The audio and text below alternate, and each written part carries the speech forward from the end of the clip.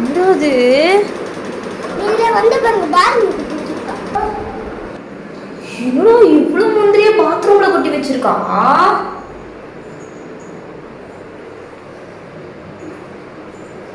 யார் கொட்டினா?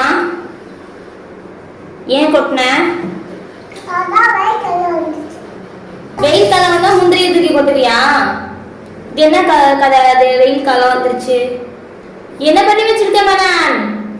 யார் பண்ண சொன்னா? இதை வேஸ்ட் பண்ணலாமா? முந்திரிய வேஸ்ட் பண்ணலாமா? உங்க ஒரு அரை வச்சன அப்படியே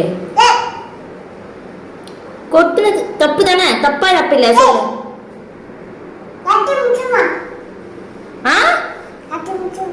எட்டி மிதிப்ப, காலை உடைச்சிடுவேன்.